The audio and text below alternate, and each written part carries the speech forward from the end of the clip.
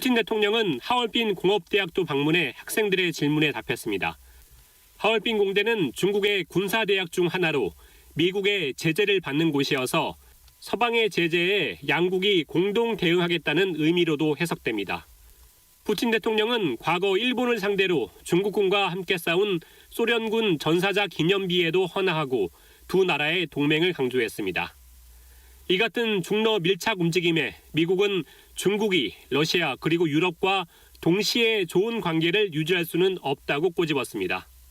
중국산 전기차 관세를 100%로 올리기로 한 미국은 위구르족 강제 노동에 관여한 것으로 의심되는 중국 섬유업체 26곳도 수입 금지 대상으로 추가하는 등 대중국 제재의 고삐를 늦추지 않고 있습니다. KBS 뉴스 임사우입니다. 7월 파리올림픽에 참가하는 대한민국 출전 선수단 규모가 48년 만에 최소가 될 것으로 보입니다. 스포츠 소식 이유진 기자입니다. 오는 7월 26일에 개막하는 파리 하계올림픽에 출전할 대한민국 국가대표 선수가 140여 명에 그칠 것으로 예측되고 있습니다. 이는 지난 도쿄올림픽 때보다 약 90명이 줄어든 수치며 1976년 몬트리올 올림픽 이후 최소 규모입니다. 남자 축구가 10회 연속 올림픽 출전에 실패하는 등 여러 구기 종목에서 본선에 오르지 못해 우리 선수단의 규모는 더욱 축소됐습니다. 파리올림픽 출전권을 따는 구기 종목은 여자 핸드볼이 유일합니다. 현재까지 본선에 오른 우리 선수들은 15개 종목에 113명이며 남은 골프와 유도, 육상 등에서 본선 진출자들이 늘어날 것으로 대한체육회는 전망하고 있습니다. 한국 남자 배구를 대표했던 왼손 공격수 박철우가 은퇴를 결정했습니다. 프로배구 V리그 원년 멤버인 박철우는 현대캐피탈에서 프로 생활을 시작해 삼성화재, 한국전력에서 뛰며 19시즌 동안 활약했습니다.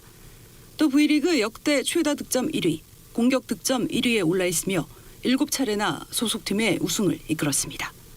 KBS 뉴스 이호진입니다. 오늘부터 국가유산 기본법이 시행돼 1962년 이후 널리 쓰여왔던 문화재라는 용어가 국가유산으로 바뀝니다. 문화재청도 공식 명칭을 국가유산청으로 바꾸고 오늘 새롭게 출범했습니다. 식약처는 알레르기 유발 물질인 호두가 표시되지 않은 당뇨 환자용 영양조제식품에 대해 판매 중단 및 회수 조치한다고 밝혔습니다. 해당 제품은 삼육식품이 제조한 삼육케어 당캐치 200ml입니다. 오는 20일부터 병의원에서 건강보험 급여가 적용되는 진료를 받을 때는 신분증 등을 꼭 가져가야 합니다. 보건복지부는 타인의 건강보험 자격을 도용하는 등 무임승차를 막기 위한 취지의 국민건강보험법 개정안 시행에 따라 앞으로 병의원에서는 정부가 인정한 신분증으로 본인 확인을 하도록 했다고 밝혔습니다. 날씨입니다. 휴일인 내일은 전국이 대체로 맑겠지만 수도권과 강원 영서에는 오전에 가끔 구름 많겠습니다. 당분간 낮 기온이 오르면서 일교차가 크겠습니다. 강원 영동과 부산, 울산 등에는 바람이 강하게 불 것으로 보입니다. 내일 아침 기온은 서울이 15도 등 전국이 8도에서 18도로 오늘보다 2도에서 5도 정도 높겠습니다. 내일 낮 최고 기온은 전국이 23도에서 30도로 오늘과 비슷하거나 조금 높겠습니다. KBS 1라디오 저녁 종합 뉴스를 마칩니다. 지금까지 아나운서 이광용이었습니다.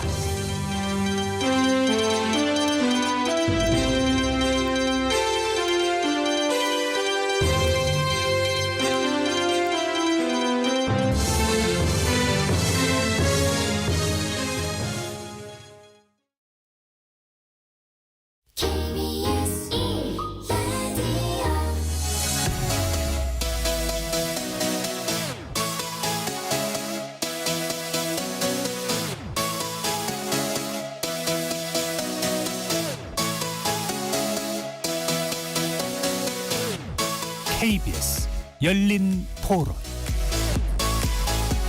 안녕하십니까. KBS 열린 토론 배종찬입니다.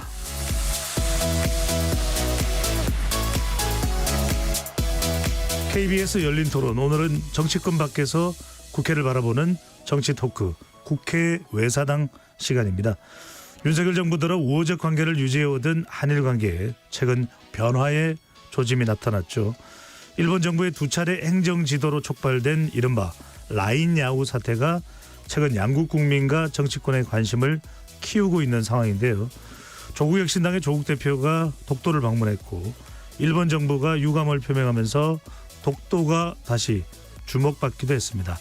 한일 관계 중요 변곡점마다 등장하는 독도, 정치인들의 독도 방문이 가지는 의미와 파장도 짚어보고요. 라인 야후 사태를 계기로 역대 정부의 한일 관계, 정치권 바깥의 시선으로 분석해 보겠습니다. KBS 열린 토론 지금 출발합니다. 치열한 토론 속에서 더 나은 세상을 찾아갑니다. 올바른 세상을 만드는 첫걸음. 평일 저녁 7시 20분 KBS 열린 토론.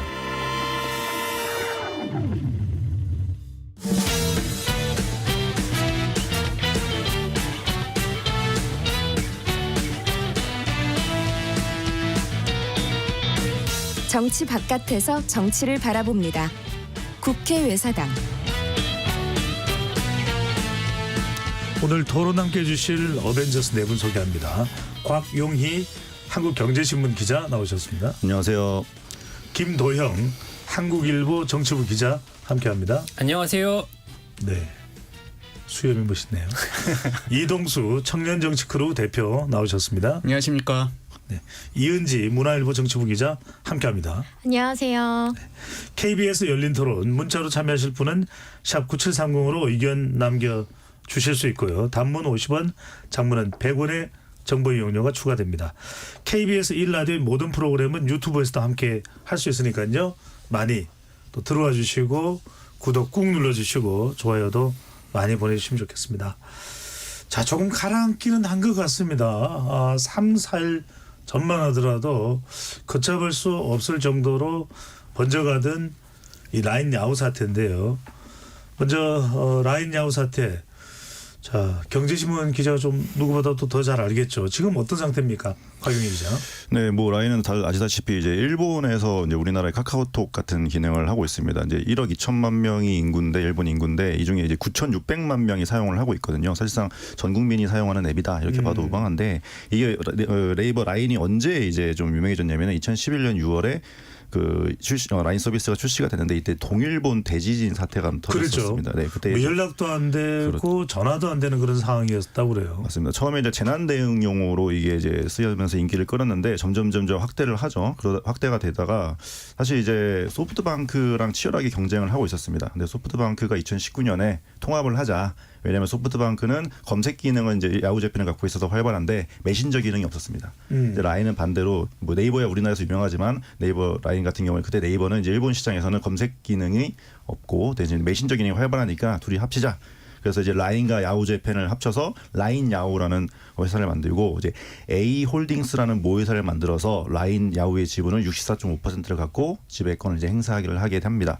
그다음에 이 A 홀딩스의 지분을 소프트뱅크 그룹과 네이버가 5대5로 이렇게 이제 보유하는 형식입니다. 그런데 네. 이제 문제는 지난해 말에 이제 한국의 네이버 클라우드가 해킹을 당하면서 일본 라인 사용자 정보 51만 명의 정보가 이제 유출이 됐거든요. 그러다 보니까 이제 이게 기술적 분야를 담당하고 있는 건 네이버이기 때문에 이제 네이버의 과실이라는 지적이 나왔고 이제 이거를 기화로 일본 정부가 라인 야후의 시스템 업무를 네이버한테 너무 과도하게 의존하고 있다라고 하면서 지난 3월에 이제 행정 지도를 내렸습니다. 뭐 행정 지도 내릴 수 있죠. 뭔가 이제 자국민의 정보가 유출이 됐으니까 내릴 수 있는데 여기에 대해서 갑자기 또 자본가 어떤 시정 지분이죠. 그렇죠. 지시를 이거에 대해서 이행하는 지도에 대해서 이행을 하는 어떤 이제 결과 보고서를 냈는데 여기에 대해서 또 구체적인 여기서 이제 구체적으로 뭐라고 했냐면은 네이버와 라인 야후에 대한 자본 재검토를 협의해서 다시 한번 보고서를 내라 이렇게 좀 압박을 했습니다. 사실 이렇게 2차 행정지도까지 가는 거는 거의 되게 없었다고 그러더라고요. 이게 되게 이례적인 사건인데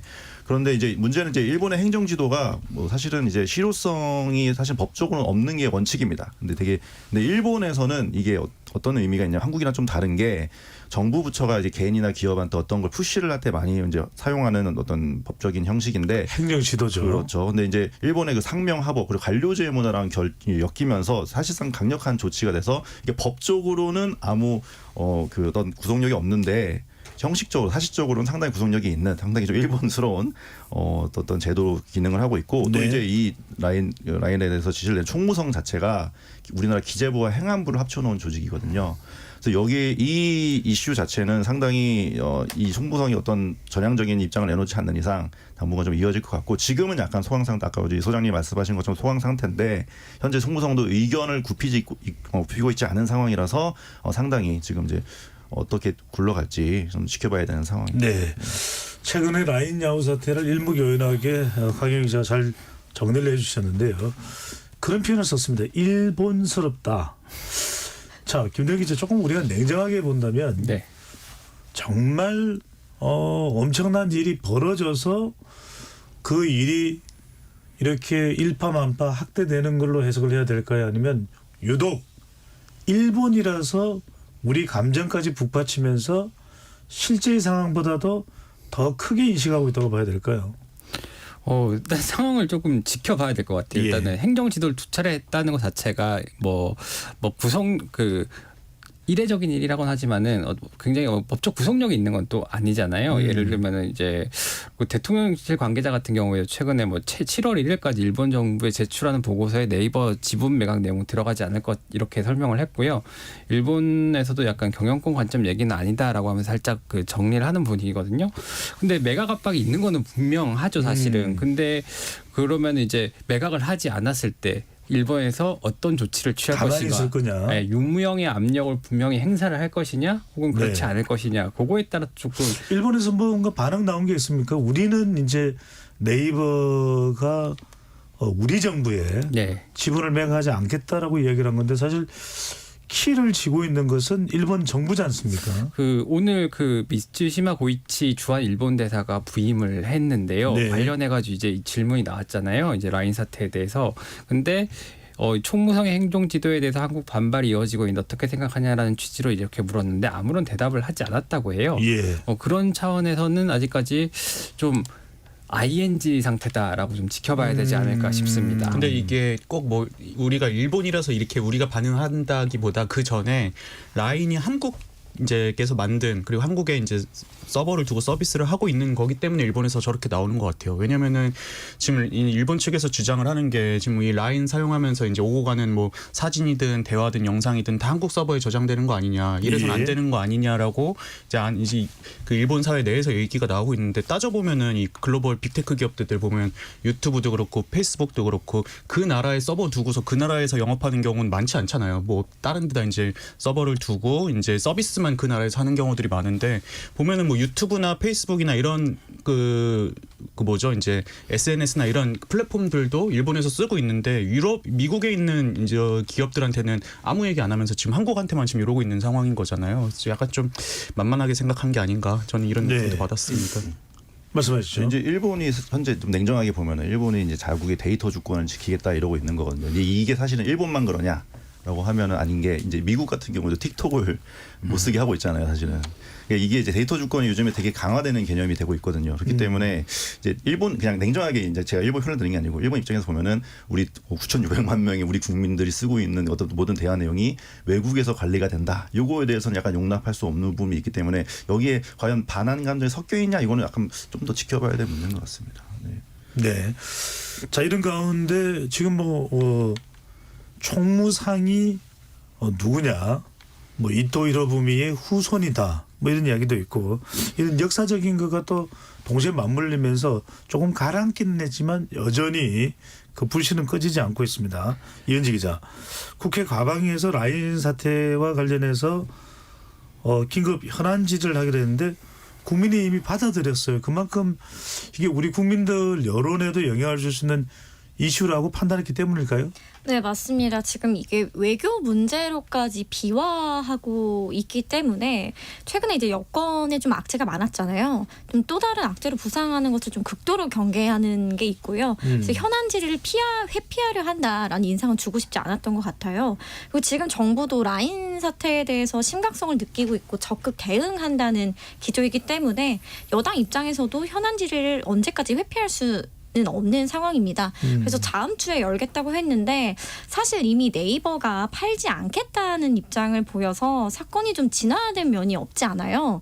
그 야당의 공세 동력도 많이 약화가 돼서 국민의힘이 그 상임위원장인 위원회가 긴급 현안 질의를 여는 걸 보면 현안의 심각성이 가장 높을 때가 아니라 좀 시간이 지난 후에 네, 어느 정도 관심도가 많이 떨어졌을 때 여는 경향이 좀 뚜렷합니다. 특히 네. 여소야대 전국에서는 국민의힘이 상임위원장을 맡고 있는 경우에 특히나 그런데요. 일단 소나기를 피한 뒤에 그 상임위를 여는 그런 전략이다라는 해석도 나오고 네. 있습니다. 소나기는 피했다. 근데 이동수 대표 정치권 반응을 보면은 꼭 그렇지만 않습니다. 물론 이제 뭐 추가적으로 또 추가적으로 이제 이 공세가 이루어지는 건 아닙니다만 이재명 대표는 일본 총무상을 가리켜서 방금 전에서도 말씀을 드렸습니다만 이토 히로부미의 후손이다. 또 조국혁신당의 조국 대표는 또 독도를 갔습니다. 월요일 조국혁신당의 배수진 대변인이 나왔을 때 물어봤더니 답변은 우리 땅에 우리 정치인이 가는 것이 뭐가 문제겠느냐 이렇게 일단 답변했는데 이동수 대표는 최근에 정치인의 행보 어떻게 보시는지요? 뭐 독도 방문 같은 것들 그렇죠. 말씀이시죠. 네. 근데 일단은 이 문제에 있어서 한 지난주까지만 해도 사실 정부가 되게 미온적으로 나왔었잖아요. 그러다가 이 주말을 지나면서 이제 불이 확 붙어가지고 대응안에 만에 이런 이야기가 나온 건데 저는 이 문제에 있어서 이 정부가 좀 미온적으로 대응할 때 야당이 정부의 좀 강력한 대응을 촉구하는 측면에서는 의미가 있다고 생각을 합니다. 다만 그게 뭐 이토 히로부미까지 꺼내고 독도에 방문하고 이렇게 역사적인 문제로까지 비화할 일인가 했을 때는 저는 좀 이렇게까지 가면은 또 결국에 이제 감정적인 싸움으로 번지지 않을까 하는 우려를 하고요. 이 문제가 이제 2021년에 A홀딩스 설립을 하면서 이미 이제 일본의 아사히 신문 같은 경우도 보면은 아사히 신문이 일본 내에서 그래도 중도 좌파로 여겨지는 신문인데도 불구하고 이 정보 주권 관련하면서 이제 또 막 촉구를 하는 기사가 났더라고요. 근데 그때부터 어떻게 보면은 우리가 이걸 준비를 했어야 되는데 정치권이 평소에는 이런 데 이제 관심을 안 갖고 논외로 치고 있다가 문제가 이제 거의 임박해서야 지금 이 어떻게 보면 목소리 내고 있는 상황인 거잖아요. 네. 저는 이게 이제 뭐 독도 방문하는 것도 뭐 좋겠지만 이제 너무 감정적으로 대응하기보다는 이 문제가 앞으로 어떻게 좀 번져 나갈지 이런 뭐 이제 전략적인 대응을 해야 될 때가 아닌가 이렇게 생각을 합니다. 그 원래 조국 대표가 그 라인 사태 때문에 독도를 간 건 아니라고 해요. 원래 좀 계획을 하고 있었던 일정이라고 저는 알고 있었고, 근데 이제 어떻게 타이밍이 좀 잘 맞았다고 해야 되나 안 맞았다고 해야 되나 뭐 그런 그러니까 측면이 정확히 이야기하면 라인 사태와는 무관한 일정이 잡혔는데 네, 라인 사태가 터지면서 네. 이제 이슈의 중심에 오면서 이제 그 이슈 그런 일정으로 이렇게 돼 버린 거죠. 근데 이제 정치를 가까이서 보게 되면 일종 늘 항상 작용이랑 반작용이 있는데 지금 야당의 대응이 과연 적절한 대응인가에 대해서 의문이 드는 게 뭐 예를 들면은 뭐 당연히 우리 정부가 제대로 대처를 못하면은 거기에 대해서 비판을 하고 공격을 하고 그다음에 제대로 된 대응을 이끌어내야 하는 것이 맞는데 이토 히로부미의 고손자라는 거잖아요. 이제 일본의 총무상이 왜 고손자입니다. 네, 예. 그런 것들을 이렇게 얘기를 하는 것 자체가 오히려 그러면 일본에서 이걸 봤을 때 일본 국민들은 이런 식으로 우리를 공격을 한다고 한다면은 당연히 반한 감정이 고조되고 반한 감정이 고조가 되면은 일본의 정치인들은 당연히 일본 그 라인에 더 강한 압박을 하게 되는 게 그 일종의 메커니즘 같은 거잖아요. 그런 차원에서 봤을 때 이게 큰 도움이 되는지 모르겠고 조국 대표 같은 경우에도 독도에서 했던 말이 뭐 숭일 정권 이런 표현을 썼는데 그게 일본을 향한 비판인지 좀 의문이 드는 거죠. 이현지 기자 궁금합니다. 민주당에서는 이재명 대표의 이 이토 히로부미 언급 그리고 조국혁신당의 조국 대표의 독도 방문을 어떻게 받아들이나요? 일단 민주당 같은 경우는 항상 뭐 이재명 대표가 작년에도 그 후쿠시마 오염수 방류 관련해서 굉장히 공세를 세게 했는데요. 이 일본과 관련된 이슈만 나오면 아무래도 민주당은 그건 과거에도 그렇고 그냥 정당 강령상 계속해서 이제 반일이라든지 친일을 굉장히 극도로 좀 터부시하는 게 있어서 본인들의 의제에 맞다고 생각해서 좀 강하게 대응을 하는 것으로 보이고요. 특히 그 영수회담이 좀 어그러진 상황에서 이후로 계속 강강강 공세를 하고 있어요. 그런 것의 연장선으로 볼 수 있고 조국 대표의 행보는 뭐 이거를 겨냥해서 간 건 아니라고 하지만 지금 이준석 대표가 있는 개혁신당 관계자들이 이런 얘기를 하더라고요. 네. 최근에 그 5.18 기념식을 맞아서 5월 15일에 그 영남 국화꽃을 들고 이준석 대표가 그 광주를 찾았잖아요. 네. 근데 자기들이 이벤트 회사 직원 같다는 거예요. 어떻게든 3명밖에 없는 소수 정당이기 때문에 어떻게든 언론에 나야 되고 어떻게든 조금 본인들의 세를 보여줘야 되기 때문에 어떻게 하면 좀 더 주목받을 수 있을까? 어떻게 하면 어떤 의미를 찾을 수 있을까? 이런 걸 고민하느라고 이벤트 회사에 다니는 것 같다. 이런 말을 했는데요. 아하. 조국 혁신당도 지금 12석밖에 없는 이제 교섭단체가 아닌 정당이기 모두 때문에 비례의원입니다. 그렇죠. 그래서 그런 선명성 경쟁에 있어서 더욱 그런 것들을 부각시키려 하는 의도로 보입니다. 네.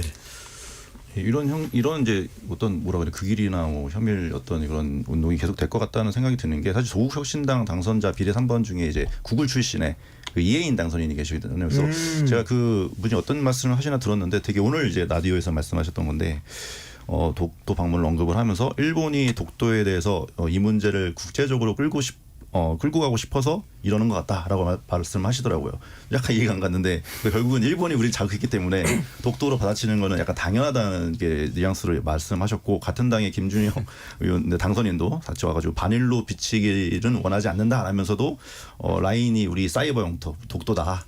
이렇게 얘기를 하는 어떤 기조를 보이면서 일본이 우리를 자극하면은 네. 독도로 우리가 언제든 맞받칠 수 있다라는 인식을 어떤 조국 대표랑 공유를 하고 있는 게 아닌가.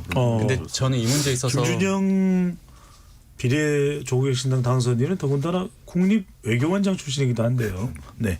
저는 이 문제에 있어서 이제 단순히 기업 간의 문제는 아니라고 생각을 합니다. 뭐 어떤 분들은 아이고 네이버가 알아서 할 일이지 뭐 정치권이 나서냐 이렇게 말씀하시는 분도 있는데 저는 그건 아니라고 보는 게 지금 보면 이제 네이버가 있었고 이제 상대방에 이제 뭐 소프트뱅크 있고 그 뒤에서 지금 일본 정부가 압박을 하고 있는 상황인 네. 거잖아요. 근데 이거를 왜 저는 정부가 도와주지 않으면 안 되냐고 생각을 하는 게 2018년에 이제 그 요즘 또 이야기가 많이 나오는 게 그 자동차 회사 르노랑 닛산이랑 미쓰비시가 이렇게 연합을 맺어가지고 르노 닛산 뭐 미쓰비시 얼라이언스를 구성을 했잖아요. 근데 일본입니다. 예, 맞습니다. 자동차에서 일본의 닛산, 그다음에 일본의 미쯔비시, 그리고 프랑스의 르노가 협력하는 모델이 있었죠. 네, 근데 이제 이게 경영권은 프랑스에 이제 아무래도 모기업이다 보니까 있는데 이 닛산 같은 회사들이 너무 잘 되다 보니까는 또 이제 이 마찰이 생겼어요. 근데 이제 그 당시에 카를로스 곤 그 회장을 일본 정부에서 특수배임이나 이런 것들로 엮어가지고 구속을 하고 이런 일들이 벌어졌거든요. 근데 저는 뭐 이번에도 사실 라인이 빌미를 주긴 했죠. 개인정보 유출이나 이런 데서 빌미도 줬고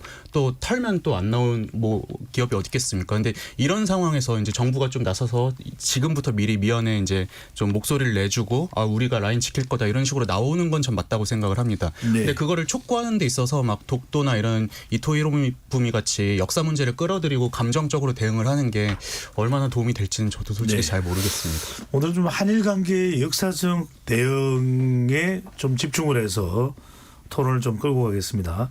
김정 기자, 지난해에는 더불어민주당 전영기 의원도 2차례는 이제 독도 방문했는데 그때의 방문 성격은 어땠습니까? 이번 조국 대표의 방문과 어떻게 차이가 있다고 봐야 될까요? 일단은 전용기 의원이 재선에 성공했지만은 사실 인지도가 높은 인물은 아니지 않습니까? 뭐 딱히 어떤 상징성 있는 분도 아니고요. 당시에 이제 청년위원회 이렇게 하고 그 차원에서 방문을 했던 것 같은데 이게 당시 좀 그게 화제가 됐던 거는 오히려 일본이 굉장히 비판을 해서 그렇거든요. 일본에서 예. 이제 대한민국의 국회의원이 독도에 갔다는데 받아들일 수 없다. 뭐 이런 표현을 쓰고 굉장히 비판이 많아서 오히려 좀 상식에 맞지 않는 그런 대응이 나왔고 그러다 보니까 전용기 의원이 거기에 또 받아치는 뭐 그런 형국이 됐었는데 이번 조국 대표 독도 방문 같은 경우에는 아무래도 상징성이라든가 시의성 차원에서 상당히 다른 것 같고요. 예. 그다음에 국회의원 개인이 방문하는 것과 어쨌든 총선에서 12석이라는 그 당을 그 의석을 얻은 정당의 대표가 정당 차원에서 예. 방문하는 건 아무래도 남다르죠. 유력 정치인이죠. 네, 그렇죠. 그렇게 볼 수 있을 것 같습니다. 네, 상당히 주목을 받을 수밖에 없다 이건데, 자 우리가 독도 이야기를 좀 묶어서 분석을 해봐야 되겠습니다. 이동수 대표, 그 외에 네. 많은 정치인들이 또 독도를 방문했는데 네. 어떤 사례들이 있을까요? 뭐 일단 제가 크게 한 3분 정도 이렇게 네. 추려봤는데 전직 대통령 분들입니다. 이제 전 현직 대통령 포함해서 이제 독도를 방문하셨던 분들이 이게 대통령의 방문이기 때문에 상당히 영향과 파장이 컸을 수도 있겠네요. 네, 맞습니다. 근데 대통령이 이제 현직으로 혹은 그 임기 후에 이제 가신 분은 사실은 이제 현직 때 방문했던 이명박 대통령밖에 없고요. 그 외에 박근혜 전 대통령, 문재인 전 대통령 같은 경우는 대통령이 되기 이전에 당대표 시절에 이제 아니면 대선 후보 시절에 독도를 방문했었는데요. 가장 대표적인 게 이제 2012년 8월에 이명박 대통령이 현직 대통령 최초로 이제 독도를 방문한 사례인 것 같습니다. 네. 그 당시에 이제 일본의 방위백서의 독도 영유권을 주장한 데 항의 차원으로 이제 이명박 대통령이 이 독도에 방문했다가 한일 관계가 좀 크게 경색된 사건이 있었고요. 그때 왜 방문을 한 겁니까? 상당히 지금도 궁금해집니다. 그 말씀드린 대로 일본이 방위백서에다가 이제 우리 뭐 국방백서 이런 것들 내잖아요. 거기에 이제 독도를 자기네 땅이라고 이제 영유권 표시를 한 거예요. 근데 그게 어제 오늘의 일은 아니지 않습니까? 이제 네. 근데 그 사실은 울고 싶은데 뺨을 때려줬던 상황이죠. 2012년에 그때 이제 임기 말이었잖아요. 이명박 대통령이. 그래서 사실은 이제 친형 이상득 씨가 이제 구속이 된 상황이었고, 그다음에 측근이 이제 전 방송통신위원회 위원장 최시중 씨도 구속이 돼가지고 이제 뭐 정치적으로 핀치에 몰린 상황이었거든요. 그러니까 이제 돌파구가 이제 필요한 상황이었던 거죠. 또 이제 12월 대통령 선거를 앞두고 있으니까 여기서 뭔가 한번 제 평가로는 그러니까 쇼를 한번 해줘야겠다라고 판단을 하고. 이제 그런 이제 방문을 했는데 그게 되게 좀 파장이 컸죠. 사실은 그 방문 자체의 파장보다는 그 이후에 또 발언이 천황이 직접 사과를 해라 이렇게 얘기하니까 일본에서는 천황은 정말 금기시 건들면 안 되는 존재인데 네. 그거를 이제 언급을 하니까 그때부터 일본이 되게 체계적으로 보복 준비를 했었습니다. 그때 이제 그 뭐라고 하나요? 통화 스와핑을 이제 근절을 끊는다든지 뭐 이런 한일 통화 스와프 관계가 중단되는 사례가 있었고요. 근데 또 이제 추가적으로 말씀드리자면 네. 뭐 박근혜 전 대통령 같은 경우 한나라당 대표 시절이던 2005년 그리고 문재인 전 대통령도 후보 시절이던 2016년 7월에 이제 독도를 각각 방문했었는데 아무래도 말씀하신 것처럼 이명박 대통령이 현직 대통령으로 방문을 했던 게 가장 어떤 파급 효과는 컸던 것 같아요. 근데 이 곽용희 기자님께서 말씀하신 것처럼 국내 정치 내적인 상황도 저는 있다고 보는데 그게 아무래도 가장 크겠지만 저는 그 당시에 이제 어떤 경제나 이 국제 흐름을 보면은 이제 우리가 이제 미국이나 일본에 대한 의존도가 좀 낮아지는 시점이었고 2012년이 이제 중국에 대한 의존도가 좀 높아지는 시절이었잖아요. 네. 근데 아마 이런 무역 보복이나 이런 거를 생각을 안 하진 않았을 것 같은데 그래도 이제는 감당할 수 있는 정도가 됐다라는 어떤 계산도 좀 깔려 있지 않았을까 저는 이렇게 생각을 해봤습니다. 그 정권이 가장 중요하게 생각하는 결국 국내 지지적이거든요. 결국 국내 정치형으로 이명박 정부에서 이런 걸 했던 건데 그게 일본의 대응이나 일본에 대한 대응이나 또 일본에 대한 여론에 미치는 영향도 없지는 않겠지만 그러니까 이제 오히려 정치적으로는 국내 여론이 더 컸던 것이다 이렇게 볼 수 있겠네요. 외부의 적이 생기면 안에서 뭉치게 되지 않습니까? 보통 그런 것들 노리고 많이 하게 되는데 기본적으로 이제 독도 영유권과 관련해서 우리 정부의 대응은 일관적으로 무대응입니다. 이제 불필요한 영토 분쟁 논란을 만들어 가지고 이게 사법적으로 가리자라고 가는 것 자체가 우리한테 불리한 일이고 그렇기 때문에 유력 정치인들이 이런 곳에 가는 게 적절한지는 이렇게 따져봐야 되는 문제거든요. 예를 들어 뭐 국제사법재판소에서 영유권을 따지자 이렇게 어떤 얘기들이 나오는 그 순간 그걸 가장 반기는 건 일본이에요. 예. 그런 이명박 대통령이 당시에 2012년에 방문했을 때도 그런 주장들이 나왔었고요. 그리고 사실 그 당시에 좀 소개시켜드리고 싶은 것들이 있는데 이제 민주통합당 당시 반응인데 이해찬 당시 대표 같은 경우에는 민주통합당 대표는 깜짝 쇼이자 정말 나쁜 통치행위라고 했고요. 문재인 그 대선 캠프였습니다. 대선을 앞두고 느닷없이 독도를 방문한 것은 진정성을 의심받기에 충분하다. 그다음에 정세균 후보는 반일 감정에 편승해서는 안 된다. 독도 문제는 일본보다 더 차분하고 치밀하게 대응해야 된다. 이런 식으로 얘기를 했었어요. 네, 마치 지금의 정반대죠. 여당의 입장하고 비슷한 상황이 당시에는 민주통합당에서 야당에서 나왔네요. 예, 그런 걸 보면은 이게 되게 국내 정치형으로 쓰인 측면이 굉장히 크다고 봅니다. 저는 근데 이명박 대통령 같은 경우는 마지막에 워낙 궁지에 몰려서 그런 측면이 있다고 보는데 재미있는 게 이명박 정부에서 현직 국회의장이나 총리들이 대통령에 간 경우들이 되게 많았습니다. 그러니까 뭐 많았다기보다는 2008년 같은 경우도 한승수 국무총리가 현직 국무총리 최초로 또 이제 독도 방문했었고 그리고 2020년에는 이제 또 그 당시에 김용우 국회의장이 또 이제 처음으로 독도를 방문하고 이랬거든요. 그게 뭔가 저는 일본에 대한 의존도가 줄어들고 있는 어떤 역사적인 시대적인 흐름을 좀 상징적으로 보여준 게 아닌가 이런 네. 생각이 들더라고요. 잠깐 이 대목에서 이현지 기자 발언이 없으면 지금 게시판에 자꾸 주인공인데 무슨 일이냐 이렇게. 네. 아까 자, 이현지 기자 궁금한 건 이런 겁니다. 그럼 국민들은 이렇게 독도를 정치적인 상징적 효과를 노렸다.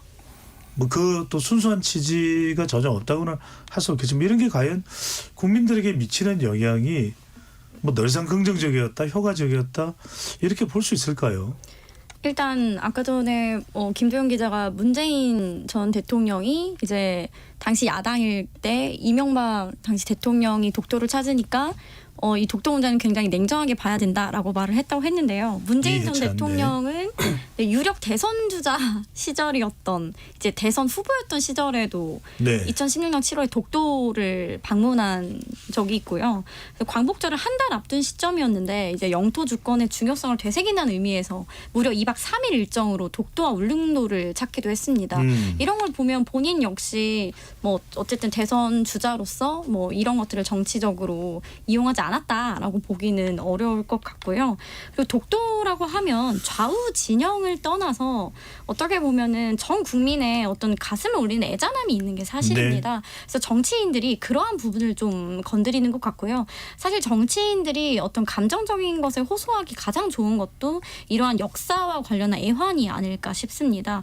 그런 측면에서 좀 애국심을 고취시키고 뭐 애국, 부민강국 이런 키워드를 강조하기에 너무 좋은 장소라고 보여져서 뭐 역사적으로도 그리고 현재까지도 계속 정치인들이 독도를 찾는 일이 반복되고 있는 것 그렇군요. 같습니다. 근데 조금 정정을 하면은 이제 문재인 대통령이 그런 얘기를 했던 게 아니고 문재인 당시 캠프에서 진선미 대변인이 뭐 진정성을 의심받기 충분하다라는 취지로 얘기를 했던 것이고요. 저는 한 가지 말씀드리고 싶은 게 국내 정치인이 우리 땅에 가서 우리 땅이다라고 주장하는 것 자체가 무슨 큰 의미가 있는지 잘 국내 정치용 외에 어떤 울림이 있는지 잘 모르겠어요. 그렇게 주장하는 것 자체가 오히려 논란을 야기하게 되고 그 반대편의 반발을 부르게 되고 오히려 그쪽에서 좋아하는 일일 수도 있다는 거죠. 네, 이 부분을 경제적 차원에서도 한번 좀 짚어볼 필요가 있을 것 같습니다. 그러니까 독도를 방문할 때마다 끙끙거리면서 목소리는 내지 못하지만 경제계 쪽에서는 상당히 좀 난감하다. 왜냐하면 뭐 지금은 어떤 상황인지 정확히 알 수 없습니다만 불과 한 5년 전, 10년 전만 해도 반도체의 주요 부품, 소재 부품, 장비, 그다음에 기계류의 주요 핵심 기술 이런 상당한 또 관계가 또 일본으로부터 수입하는 상당히 정밀 기계들도 있고요. 그런 부분에 타격을 입었다 이런 건 이야기도 있습니다. 곽영영 기자.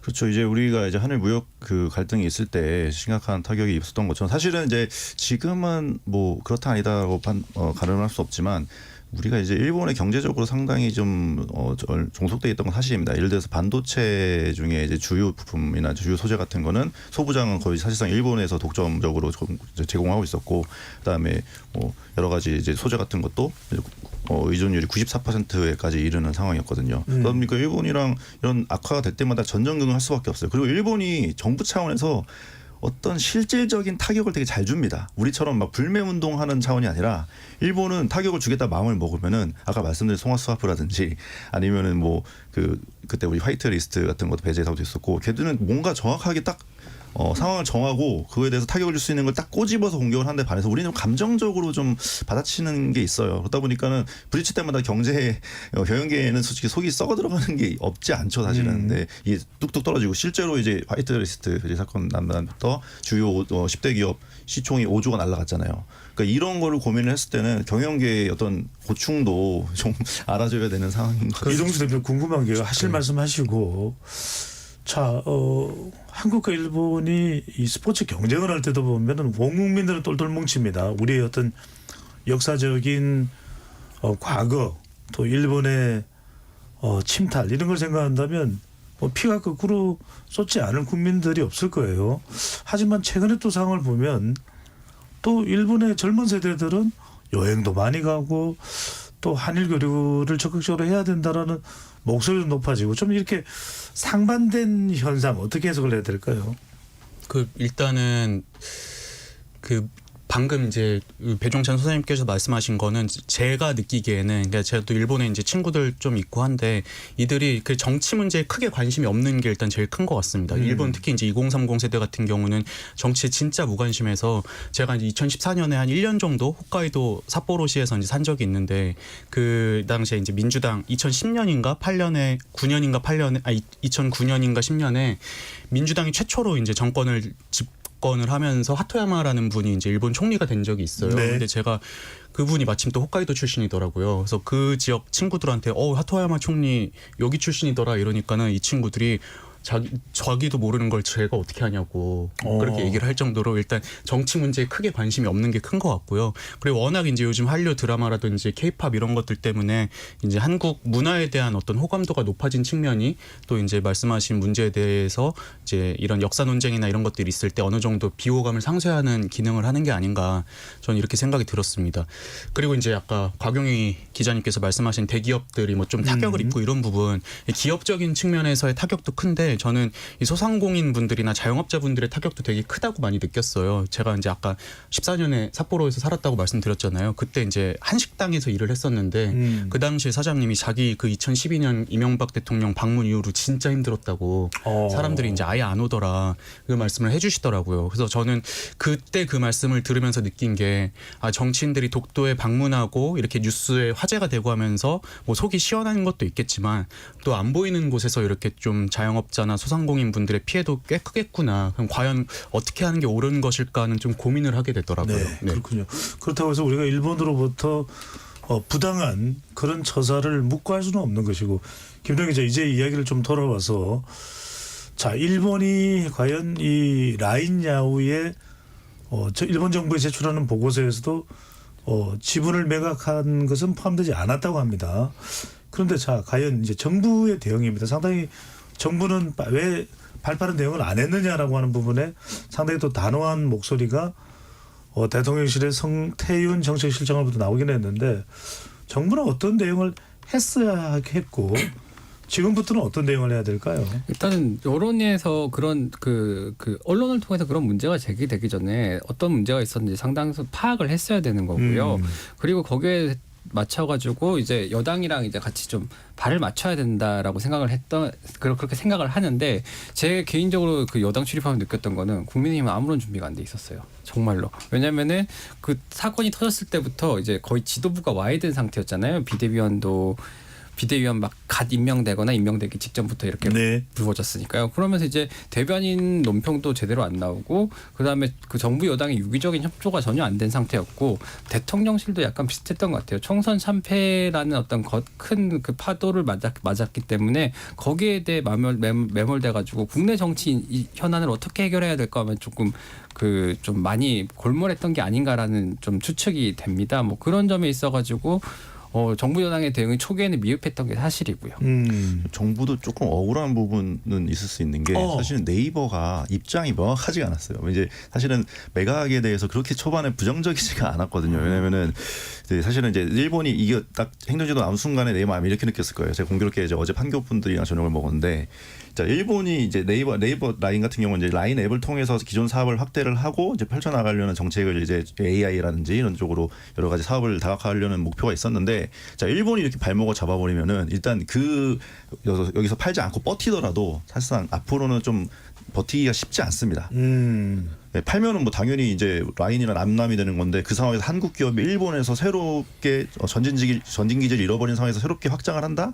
이건 사실상 어려운 거고 지분 매각 여부와는 관계없이 이번 사태로 상당히 이 경영 환경은 경색될 수밖에 없다. 그래서 초반에는 그냥 이건 제 추측인데 초반에는 팔 생각도 있었는데 이게 점점 뭔가 한일의 정부 간 갈등이 되면서 이렇게는 팔면 안 되겠다. 이렇게 팔았다가는 우리가 외국 기업이 될 수도 있겠다라는 생각을 좀 한 것 같아요. 그러니까 네이버 안에서도 이제 동남아 라인과 일본 라인을 이렇게 분류하는 방식으로 여러 가지 이제 머리를 쓰고 있는데 지금 입장이 안 나오잖아요. 안 팔겠다. 이것도 이제 원론적인 얘기인 거고. 그러니까 제가 볼 때는 지금 이런 상황 때문에 정부도 이걸 옆에서 지켜보면서 그래서 그때 얘기했잖아요. 너희들의 입장을 명확하게 얘기를 해달라. 이게 그런 뜻이 아니었나 싶습니다. 네. 아까 이동수 대표도 그런 이야기를 했습니다만 이은지 기자한테 질문하고 싶은 건 이런 부분입니다. 그래도 미국에는 안 보이는 듯하지만 일본 전문가와 일본과 굉장히 깊은 관계를 맺고 있는 이른바 지일파 또는 친일파, 뭐 친일이라고 하면 아주 좀 센 발언이긴 합니다만 상당히 일본 전문가들이 많다 그래요. 근데 정작 이런 일이 터질 때 우리 국회에는 일본의 주요 정치인들과 언제든지 통화를 주고받을 수 있고 이런 문제 해결에 교두보 역할을 해줄 수 있는 정치인이 있느냐, 이런 이야기도 곧잘 나옵니다. 이 문제는 어떻게 해야 될까요? 네, 맞습니다. 실제로 그 한일 그 의원 그 교류 모임이 있는데요. 예. 그 정진석 그 현재 이제 비서실장, 이제 정진석 전 의원이 이제 의원 시절에 굉장히 그걸 활발하게 했었는데요. 이게 아무래도 여야 의원들이 함께 이제 일본을 가고 이러다 보니까 만약에 국내에 일본 관련한 이슈가 있거나 아니면은 뭐 정부와 야당 사이에 좀 균열이 생기거나 이러면은 좀 이 한일 의원 연맹이 좀 잘 돌아가지 않는다고 해요. 그래서 뭐 한 번씩 축구 대회도 열고 이러면서 단합을 다지긴 하는데 아무래도 일본 이슈가 있어서 한일 외교도 그렇게 원활히 이루어지지 않는다고 합니다. 그리고 최근에 이제 안철수 국민의힘 의원은 이제 정부가 좀 뜨뜻미지근한 반응을 보이니까 윤 대통령이 직접 기시다 후미오 일본 총리에게 전화를 걸어서 선을 넘는 건 안 된다라는 단호한 입장을 밝혀야 한다라고도 말을 한 바 있습니다. 네. 예전 같으면 이제 김종필 전 그 자민련 총재라든가 아니면은 박태준 전 포스코 회장이라든가 이런 분들이 그렇죠. 굉장히 지일파 친일파를 그물 정치인이 고인이 되셨습니다만 예. 이른바 일본을 잘 알고 있는 정치인으로 상당히 정평이 나 있죠. 그렇죠. 뭐 야사로 전해져 내려온 일이 굉장히 이제 그 우리나라에서 굉장히 해결해야 되는 일이 있었는데 이게 일본과 협력이 필요한 거였는데 잘 안 되던 찰나에 김종필 총리가 이제 전화 한 통화로 해결했다라든가 뭐 이런 것들이 좀 내려오잖아요. 뭐 그런 부분에 있어가지고 정치인들의 노력 그런 그 의무감 같은 게 과거 정치인들한테 있었던 것 같은데 최근에 정치인들에게는 뭐 그런 네트워크를 만들려고 하는 노력도 잘 안 보이는 것 같고 외우만 다니시는 게 아닌가 이런 생각이 그리고 드네요. 삼김 정도 분들은 뭐 말할 것도 없고 이제 그 바로 다음 세대까지만 해도 그래도 좀 이제 이 외국의 특정 국가들과 교류를 맺고 있는 뭐 그런 분들이 좀 있었던 것 같아요. 예컨대 동아일보에서 도쿄 특파원했던 이낙연 전 총리라든지 아니면 박영선 전 장관이나 아니면 러시아 같은 경우는 또 송영길 전 현인가요? 이제 소나무당 대표 같은 경우에 이제 어디 통이다 이런 걸로 좀 저명한 분들이 네. 있었는데 우윤근 전 의원 그리고 러시아 대사도 상당히 러시아 통입니다. 네. 네. 근데 요즘은 좀 그런 분이 안 보이는 것 같아서 이분들이 해외에 그렇게 많이 나가시면서 뭘 하나 좀 그런 아쉬운 좀 생각이 들었습니다. 네. 끝으로 박용희 기자는 이 라인 야후 사태가 앞으로 어떻게 전개될 것으로 예상을 어떻게 좀 우리 내부의 대응이 돼야 된다고 보시는지요? 일단 사실은 이제 이렇게 그냥 아무런 갈등 해결이 안 된 상태에서 끝나면은 네이버는 라인은 이제 일본에서 미래가 없습니다. 왜냐하면은 지금 이제 뭐 안 팔고 버틴다 하더라도 일본 정부에서 이 행정지도 효력을 계속 유지를 하면서 계속적으로 괴롭히면은 이제 라인은 버틸 수가 없거든요. 그러니까 우리 한국 정부가 해야 될 일은 뭐 네이버한테 어떤 협상 카드를 최대한 만들어 봐라. 예를 들면은 그 일본 분야의 이제 정보 같은 거는 한국으로 데이터 센터를 한국으로 배치한다든지 이런 식으로 여러 가지 카드를 내놓고서 일본이랑 협상을 시키고 그 뒤에서 후견인 역할을 하면서 최대한 안 파는 방향으로 유도를 하는 게 최선이 아닌가라는 생각. 지분을 좀 유지하는 것이 오히려 또 최선의 방법일 수도 있다라는 또 조언을 분석을 해주셨습니다. 자, 라인 사태로 돌아보는 독도와 정치인데요. 1부에서는 여기서 마무리를 하고 로고 듣고 2부에서 계속 이어가겠습니다.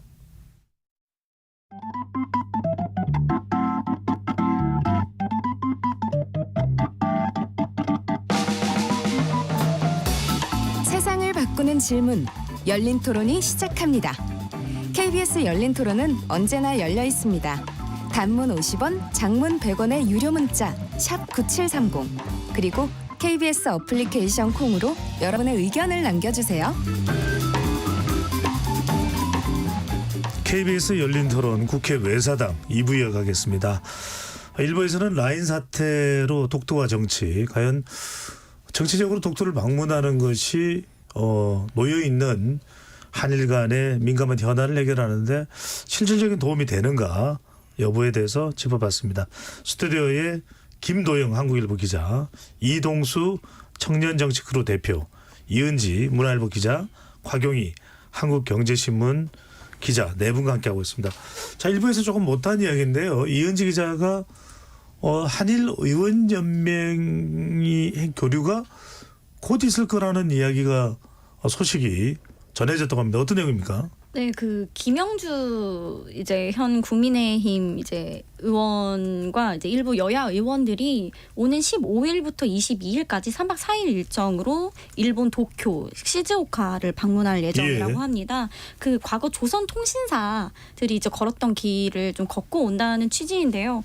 좀 이것도 외유성인지 뭔지는 확인을 해봐야 알겠으나 어쨌든 이러한 상황에서 일본에 가는 것이니 가서 뭐 일본 의원들을 만나고 오거나 이런 일정들이 추가가 되면 좋을 것 자연스럽게 같습니다. 라인 야후 이야기도 나올 수밖에 없지 않을까요? 근데 제가 일정을 아직 확인을 못했는데 이게 공개된 건 아니라서 네. 그 의원과의 교류 일정이 있는지는 확인을 해봐야 될 것 같습니다. 김동 기자 어떻게 본 거예요? 지금 라인 야후 사태가 있는 상황에서 일본에 가서 일본의 의원들을 만난다면 자연스럽게 어떻게든 이야기가 좀 논의되지 않겠습니까? 뭐 안건을 사전에 어느 정도 조율을 할 테니까 그 부분을 얘기를 하고 이제 필요한 게 있으면 도움도 구하고 아니면은 이제 뭐 할 말이 있으면 분명히 하고 뭐 그런 작업들이 필요하지 않을까 생각됩니다. 네.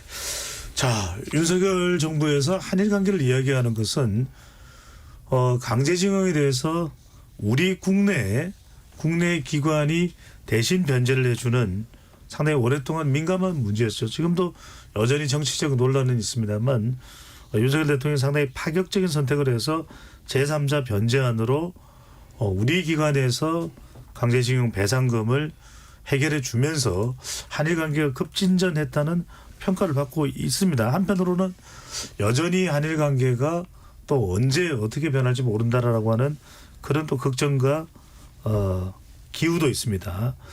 먼저 이동수 대표는 어떻게 평가합니까? 지난 2년간 윤석열 정부의 한일 관계요. 그 지난해 3월에 이제 윤석열 대통령이 기시다 총리랑 정상회담 하면서 이런 표현 썼잖아요. 우리가 먼저 컵에 물을 반을 채우면은 나머지 반은 또 이제 일본이 채워줄 거다 하는데 근데 요즘에 이제 인터넷 댓글 여론 이런 거 보면 이런 얘기 많이 나오더라고요.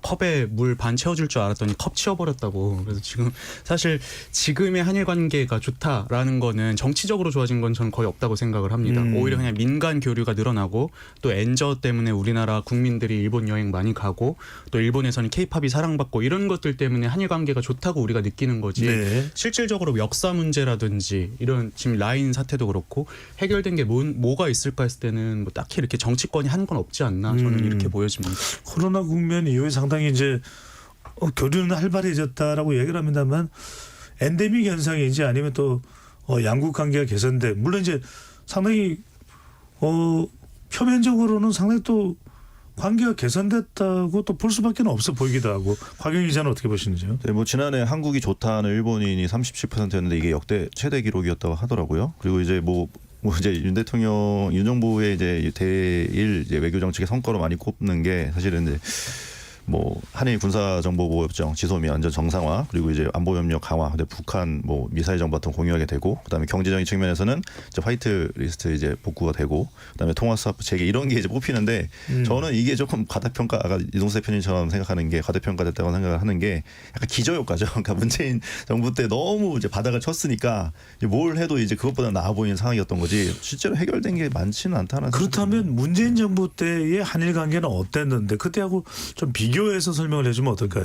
뭐 다들 아시다시피 이제 2019년에 이제 한일 수출 관련해 무역과에서 갈등이 일어났었잖아요. 화이트 리스트에서 이제 한국을 배제를 하면서. 근데 이제 그거는 이제 그때 김동 기자께서 더 잘 아시는 그 한일 배상 협정에 대해서는. 예, 그러니까 이제 처음에 이제 박근혜 정부가 위안부 협정을 이제 최종적으로 불가역적이라 위안부 합의를 했잖아요. 네. 근데 문재인 정부가 이를 번복을 했죠. 당시 이제 문 대통령이 피해자 중심적 접근이 이루어지지 않았다라고 하고 그래서 이제 당시 만들어진 화해와 치유 재단을 그 여가부 장관 직권으로 해산 절차를 밟게 되고요. 그리고 또 강제노역 피해자에 대한 손해배상도 대법원에서 배상 판결을 내렸는데 그 배상 판결을 내린 것 자체가 이제 여기에 대해서 일본이 굉장히 강하게 반발하는 거죠. 이제 한일 청구권 협정에 따라서 개인 청구권이 소멸됐느냐 소멸되지 않았냐의 문제인데 우리 대법원 같은 경우에는 이게 개인의 그 청구권은 소멸되지 않았다라는 입장인 거고 거기에 대해서 우리 정부가 당연히 법원의 판단을 거스를 수는 없지만 거기에 대해서 똑같이 마찬가지라는 입장을 했었잖아요. 네. 뭐 그리고 또 뭐 이거는 여담이지만은 예를 들면 도널드 트럼프 미국 대통령이 정상회담차 방한을 했을 때 독도 새우 같은 것들 예민한 그런 것들 이제 만찬장에 음식으로 올리기도 했잖아요. 그렇습니다. 뭐 그런 것 자체가 일본과의 관계 자체가 굉장히 안 좋아졌던 거고 그리고 실제로 또 이제 강제노역 피해자 손해배상 재판 같은 게 결과적으로 이제 화이트 리스트에서 제외하면서 이제 소부장 수출 제한이라는 거기까지 가게 되는 거잖아요. 그럴 정도로 굉장히 한일 관계 자체가 경색이 됐었죠. 네. 이 한일 관계를 따져보면 참 뭐 천당과 지옥을 오고 간다고 해야 되나요? 냉탕과 온탕 그 이상의 뭐 극적인 상황이 이제 초래되기도 했는데 이동수 대표 문재인 정부 때는 상당히 일본에 대해서 역사적으로나 또 단호하고 또 강경했어요. 그러다 보니까 실제로 우리 국민들도 일본이 이제 수출 규제를 하니까 반도체 소재 부품 장비하니까 우리 또 노저펜 운동을 했습니다. 어떤 상황이었습니까? 뭐 어떤 상황이냐고 물으시면은 그냥 그때 이제 정부에서 근데 좀 주도적으로 정부에서 노제펜하고 뭐 이제 문재인 대통령도 다시는 뭐 일본에게 지지 않겠다고 하고 뭐 이런 발언들을 하고 했잖아요. 네. 그러면서 이제 온라인 커뮤니티 중심으로 뭐 유니클로 불매해야 된다 아니면 또 어떤 분은 본인이 타고 있는 렉서스 자동차를 부수겠다 막 이런 것들 막 하면서 좀 이렇게 밈처럼 화제가 됐었는데 저는 한 발 떨어진 지금에 와서 되돌아봤을 때 과연 저게 일본에게 진짜 타격을 줬을까. 물론 유니클로 불매운동 같은 경우는 사실은 원래는 유니클로가 표적은 아니었는데 그 당시에 유니클로의 부사장이 한국 사람들이 이거 뭐 얼마 안 가가지고 또 불매운동 사그라들 거다 이런 발언을 해가지고 이제 유니클로가 마치 이제 표적이 됐고 그것 네. 때문에 좀 매출에 타격을 많이 입긴 했습니다. 근데 근데 이제 저는 좀 그러면서 또 뭐 불매운동을 개인 차원에서는 할 수 있다고 생각을 해요. 근데 마치 이제 불매운동에 동참하지 않으면은 매국노인 양 이렇게 비난하는 건 좀 부적절했다고 보고 실제로 뭐 그 당시에 친일 척결 뭐 이런 걸 가장 강력하게 얘기했던 최강욱 전 의원 같은 경우도 본인 자동차는 또 렉서스여가지고 또 욕먹고 이랬었잖아요. 네. 그래서 저는 이제 불매운동은 개인의 자유이되 그래도 또 이제 이런 거를 뭐 따르고 말고 하는 거는 뭐 개인이 판단할 일이지만 또 이제 다른 사람들도 같이 참여하지 않는다고 해서 그걸 막 친일파로 매도하고 이런 건 좀 부적절했다라고 생각을 합니다. 저도 이 당시에 국민 갈등도 굉장히 심했다고 생각이 드는데요. 그 당시 SNS나 이제 뭐 카카오톡 프로필 사진에 노제펜이라는 로고를 다들 해놓는 게 약간 유행이었는데 그걸 해놓지 않으면 왜 너는 이거 안 해놔? 이런 얘기를 많이 들었고 실제로 그 당시, 그런 일이 있었습니까? 네, 그리고 당시 이제 2019년도에 제가 산업부 출입을 했었는데 그 당시 이제 화이트리스트 때문에 이제 유력 반도체 기업들이 사용하는 핵심 소재가 포함이 되면서 네. 그 관련된 기사를 엄청 많이 썼었는데 불화질소나 뭐 그런 그렇죠. 예. 그때 기업에서 어떤 얘기를 했냐면 뭐 반도체 기업으로 너무 특정되는 것 같지만 일부 기업에서 제발 이 정부가 강경한 발언을 하거나 지금 일본 불매운동이나 이런 분위기를 너무 언론에서 오히려 조장하는 게 이게 국익에 도움이 되는 게 아니다. 한 번 더 생각해달라라는 말을 정말 많이 했어요. 네. 그 당시 언론까지도 굉장히 뭐 보수 언론들조차도 문재인 정부의 예를 들어 뭐 좀 비판적인 논조를 가지고 있던 일부 언론들마저도 뭐 일본이 뭐 화이트리스트 배제한 것에 굉장히 비판을 쏟아냈고요. 뭐 굉장히 기업이 어렵다라는 부분도 굉장히 강조를 많이 했어요. 네. 그래서 이제 기업 입장에서는 우리가 어렵다고 쓰는 것 자체도 굉장히 기업에 안 좋은 일이고 국가 간의 갈등을 조장하는 것도 안 좋은 거잖아요. 그래서 그랬던 기억이 좀 납니다. 그리고 그 저녁 약속을 잡을 때 이자카야를 가자고 하면은 욕을 먹는 분위기가 실제 있었고요. 맥주도 일본 맥주를 마시면 안 되는 그런 문화가 실제 있었어요. 스시를 먹을 수가 없는 상황이에요. 네, 정말 그렇습니다.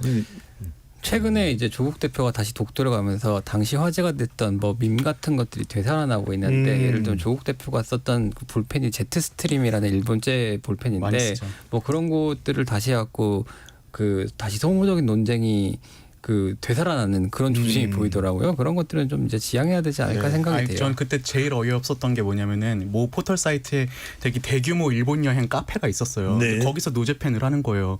근데 그러면 본인들은 카페를 닫아야지. 일본 여행 카페를 운영을 하면서 그걸로 수익을 창출하면서 노제팬을 하는 건 뭔가 좀 이게 맞나 하는 생각이 들었고요. 그래서 저는 그때 이제 저도 개인적으로 일본 맥주를 좀 좋아하는 편인데 그때 느낀 게 뭐냐면은 과연 어떤 기업이 좋은 기업인가? 그러니까 네. 우리나라에 와서 소비자들의 어떤 만족도를 높이고 소비자에게 저렴한 어떤 가격에 좋은 품질을 제공하는 기업, 그 외국 기업가, 그리고 우리나라 기업이라고는 하지만 소비자들에겐 되게 비싸게 팔면서 외국에선 또 싸게 팔고 막 이런 기업이 있다면은 과연 어떤 게 애국일까? 단지 국정만으로 네. 그 기업이 어떤 걸 따질 수 있을까 하는 좀 의구심을 가졌었어요. 알겠습니다. 오늘 이동수 대표가 조금 위험합니다. 삿포로, 일본 맥주, 아사히 신문. 네.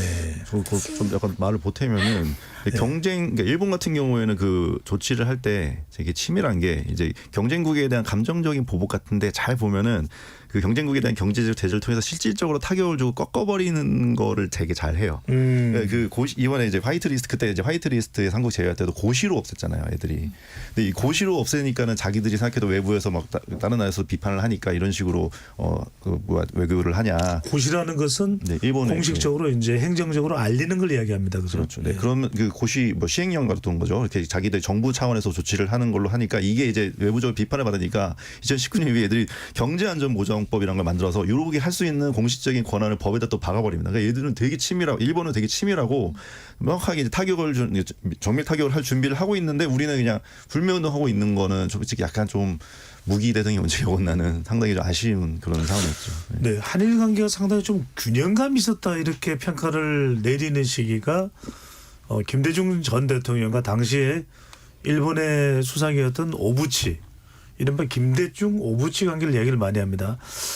김대중 전 대통령 가그사도 있지만 문화와 또 미래에 대한 교류는 있어야 된다면서 일종의 투트랙 접근을 했거든요. 이동수 대표, 이토록 김대중 오부치 이 관계에 상당히 주목하는 이유는 뭡니까? 어떤 내용이길래, 어떤 관계였길래요? 저는 이제 먼저 설명을 드리자면 1998년 10월에 당시 김대중 대통령이랑 일본의 오부치 게이조 총리가 한일 양국 간의 불행한 역사를 극복하고 미래지향적 관계로 발전시키자라는 취지로 이제 김대중 오부치 선언이란 공동 선언을 이제 맺었습니다. 그게 이제 의미가 있는 거는 일단 일본이 우리나라를 식민 지배한 것을 이제 공식적으로 양국 간의 어떤 합의 문서에 담았다는 데 의미가 있고요. 예. 두 번째로는 그 당시 김대중 대통령이 일본 대중문화를 개방을 했습니다. 그러면서 이제 1차적으로 뭐 영화, 비디오, 만화 이런 것들이 들어왔는데 전 이게 굉장히 큰 의미를 갖는다고 보는 게 1965년에 이제 한일 기본조약을 맺을 당시만 해도 일본 문화에 대한 어떤 그 수입이라고 해야 되나요? 일본 문화가 들어오는 유입에 대해서는 강력히 막았던 게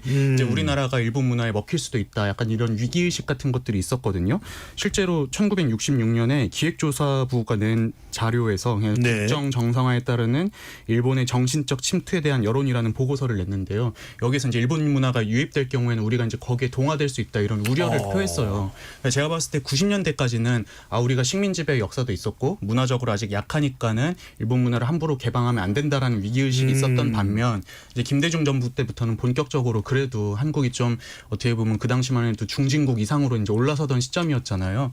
거기에 따른 어떤 자신감 같은 게 이제 좀 내재되는 게 아니었나. 그러니까 이제는 좀 일본 문화 열어도 우리는 밀리지 않을 거야. 98년에 뭐 H.O.T도 있고 핑클도 있고 하니까 네. 저는 어떤 문화적 자신감을 보여준 어떤 첫 번째 사례가 아니었나. 저는 이렇게 좀 판단을 하고 싶습니다. 그때 SES와 핑클이었군요.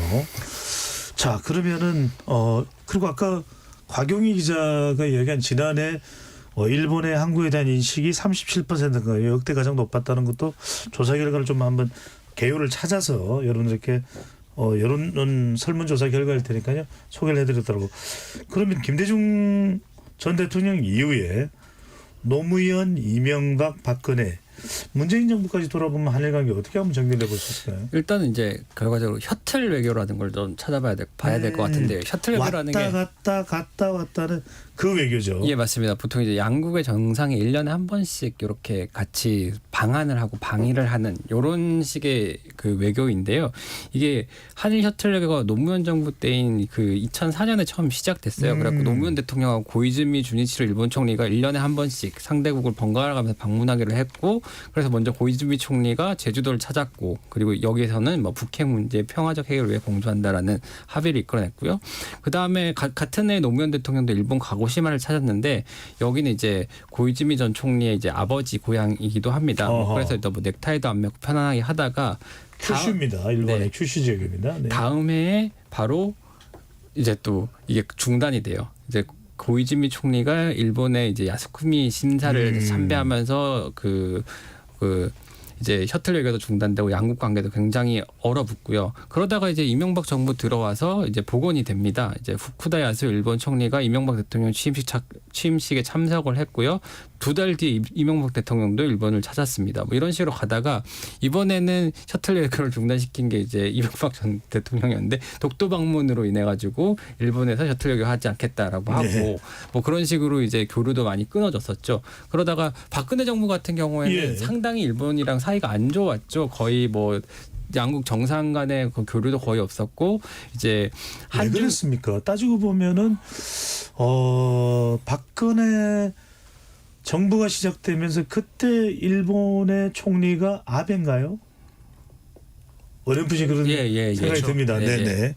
첫 번째 아베가 집권했을 때가 아마 그 시기쯤이 된 것 같습니다. 첫 번째는 2006년. 그러니까요. 예. 아, 그랬나요? 네. 예, 근데 뭐 그 정확한 내부 사실은 제가 조사를 제대로 해오지는 못했는데, 이제 박근혜 정부 당시에는 이제 오히려 좀 중국이랑 굉장히 가깝게 지냈던 것 같고, 이제 역학적으로 했을 때 이제 중국에 가까운 외교를 상당히 많이 했던 것 같습니다. 그래서 이제 아베 전 일본 총리가 방한했을 때는 이제 2015년 한중일 정상회담 정도였던 게 불과하고요. 문재인 정부 때는 아까 말씀드렸던 것 같이 대부분 좋지 않았고, 뭐 그러다가 이제 윤석열 정부 들어와서 셔틀 외교를 복원하는 것 같은데, 올해는 뭐 먼저 방문을 한다는 얘기가 있었는데 지금은 좀 들어간 상태입니다. 예.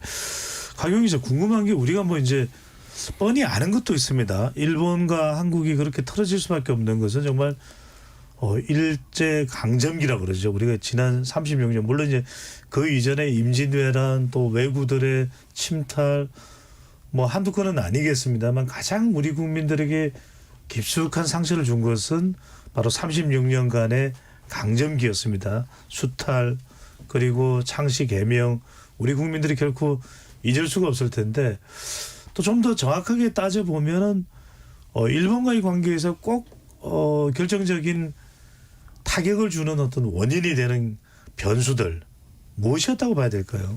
결국은 이제 우리가 아까 지금 계속 얘기를 한 것처럼 정부 지지율 관련해서 이제 전국 돌파를 할 때 이제 일본과의 관계가 크게 보면 이제 세 가지 정도인데, 일본과의 관계가 이제 소원해졌을 때가 첫 번째고, 두 번 뭔가 일본이 저희한테 발언을 했다든지, 두 번째로는 이제 돌파, 이명박 대통령처럼 이제 뭔가 전국을 돌파해야 될 필요성이 있을 때, 또 이제 마지막으로는 이제 뭔가 상대방을 정치적으로 이제 공세를 퍼붓고 싶을 때, 주로 이제 이런 세 경우에 일본에 대해서 강한 좀 발언이 나왔던 것 같습니다. 특히 이제 뭐 이번에 이제 뭐 독도에 이제 정신당 대표 가신 것도 그렇고, 여러 가지로 이게 현재는 이제 레드 컴플렉스뿐만 아니라 사실은 이제 친일 컴플렉스도 있잖아요. 그게 이제 약간 일상화가 된 것 같아요. 이제는 이제 그게 어떤 때 딱 특현이 나온다는 게 아니라, 이제는 그걸로 해서 상대방을 프레임화를 하고 이제 공격을 하는 거, 특히 이제 뭐 반대로서 친북 컴플렉스도 네. 마찬가지로 좀 그런 현상이 좀 더 도드라지고 있는 것 같습니다. 네. 저도 조금 비슷한 의견인 게 2019년 그 화이트리스트가 이제 발발했을 그 사건이 있었을 때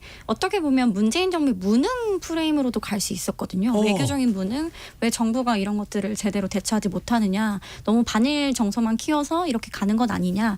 근데 역시 전국 돌파를 위해서 그 반일 정서를 더 정부 차원에서 키웠던 것 같고요. 당시 이제 민정수석이었던 이제 조국 당시 민정수석은 심지어 본인이 대통령실에서 공직을 맡고 있었음에도 불구하고 SNS에 이제 일본을 겨냥해서 이제 동학 농민운동을 소재로 한 노래죠. 죽창가를 게재해서 오히려 대통령실 굉장히 인사가 반일 정서를 자극했다, 그런 논란이 됐는데요.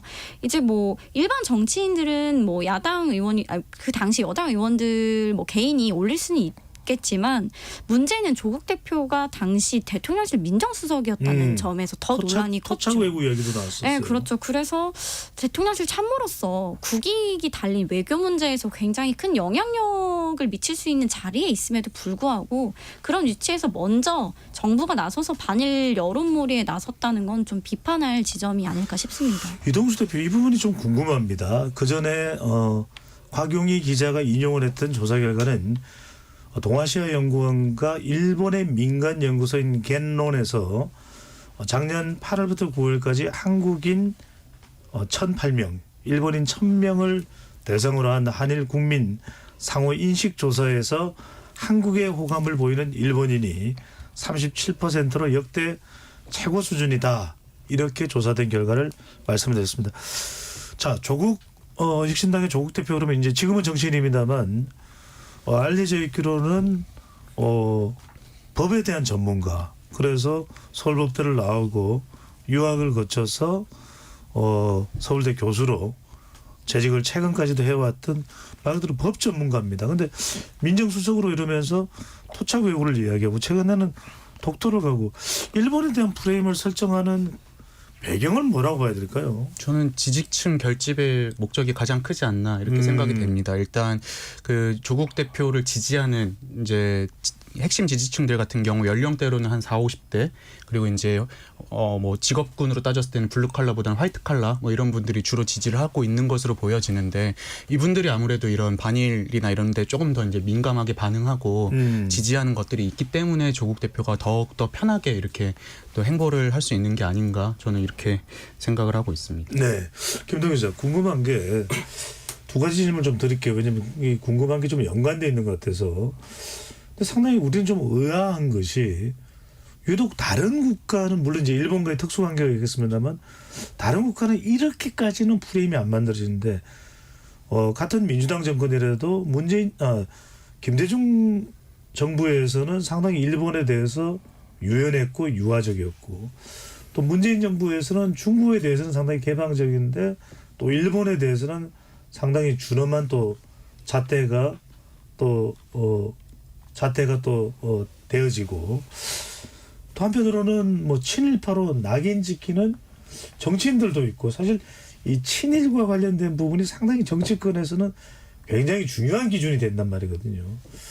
또 정권의 성격마다 또 달라지기도 하고 그것은 어떻게 봐야 될까요? 이제 친일 낙인 찍는 게 정치인들한테는 뭐 반대편 정치 세력한테는 굉장히 어떻게 보면 정가의 보도라고 할 수 있죠. 굉장히 유효한 공격 포인트입니다. 왜냐면은 예를 들면 나경원 당선자 같은 경우에는 과거 2004년에 자위대 행사 참석했다가 그게 아직까지도 이제 낙인처럼 찍혀 있잖아요. 그리고 아무래도 역사적인 우리 역사적으로 중첩된 그 민족의 기억이라는 게 있잖아요. 그런 것들이 굉장히 깊은 데다가 또 보면은 일본이 꼭 미운 짓을 골라서 해요. 뭐 그런 점들 때문에 정치에서는 이제 오히려 일본이 뭔가를 할 때 우리 정부의 대응을 비판할 수도 있는 거지만 오히려 그런 왜 우리를 비판하느냐, 왜 너는 일본 편이냐 이런 식의 이분법적 논리가 정치에서는 굉장히 유효하게 잘 들어먹혔던 것 같고 그거를 실제로 정치인들이 상당히 많이 쓰는 것 같아요. 그리고 또 이제 이명박 정부를 거치면서 그런 이제 지금의 여당을 향한 친일 공세가 조금 더 좀 힘을 더 받았다고 해야 될까요? 뭐 그런 점도 있는 것 같습니다. 근데 저는 그게 어떻게 보면 지금 우리 한국 정치를 규정하고 있는 87년 체제의 한계가 아닌가 이런 생각을 했습니다. 87년 당시에 이제 1로 3김이 이제 타협을 보면서 어떻게 보면은 50 청산을 제대로 못했던 거잖아요. 근데 지금 보면 이제 민주당 진영에서 계속 얘기를 하는 게 뭐 과거에 친일파들 청산해야 됐던 거를 이승만 정권이 들어서면서 뭐 반민특위 무산시키고 해가지고 청산을 못했고 거기서 청산 못한 게 독재 시기 때 쭉 이어져 오다가 87년에도 한 번 더 이제 이 독재 세력이라고 해야 되나요? 50과 합의를 보면서 또 독재 청산을 못했고 이게 청산되지 못한 이런 역사들이 쭉 이어져 내려오고 있다라고 지금 주장을 하는 거잖아요. 근데 저는 이 친일 같은 경우는 사실은 이제 뭐 한 20-30년 전까지만 해도 그래도 어느 정도 영향권이 있던 분들이 정치 현역에 종사하고 했었지만은 네, 누구의 후손이다. 네, 근데 네. 지금은 이제 많이 좀 시간이 지났고 그런 건 좀 퇴색됐다고 생각해요. 그래서 우리가 물론 잊어선 안 되는 역사는 반드시 기억해야 되고 의미를 간직은 해야겠지만 아직까지도 친일 청산 이런 거에 좀 얽매이는 거는 지금 시대에는 좀 맞지 않나 이렇게 생각합니다. 저도 조금 흥미롭게 들었던 부분이 민주당이 후쿠시마 오염수 관련 공세를 냈을 때 네. 처음에는 생각보다 이 반일 프레임이 잘 먹혀들지 않았다는 거예요.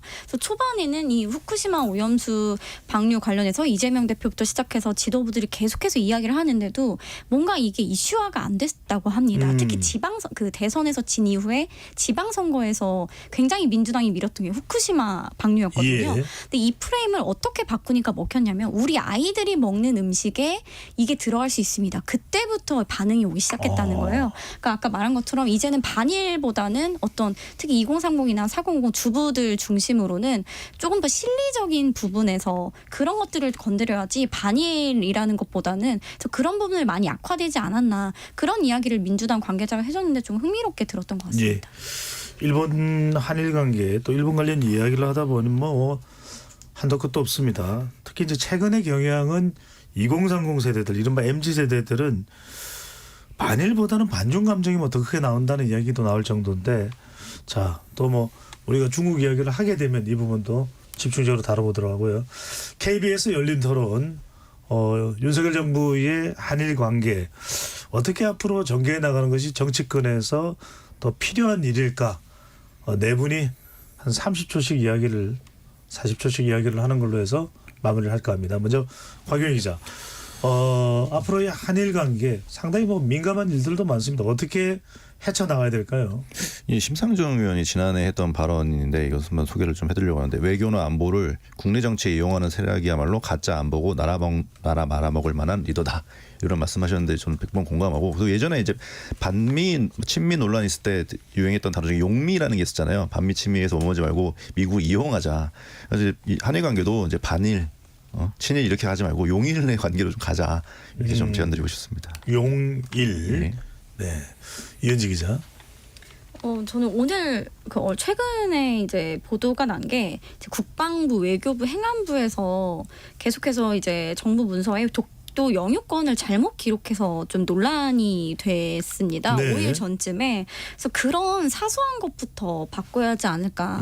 이제 상대를 대하기 전에 우리 내부에서부터 교육이라든지 아니면 행정에 있어서든 그런 부분들을 더 세심하게 챙겨야 하지 않을까. 그래야 이제 외교적으로도 독도 영유권을 가져오기 위한 외교적인 그런 전략을 수립할 수 있지 않을까. 이렇게 생각이 듭니다. 네, 굉장히 중요한 말씀입니다.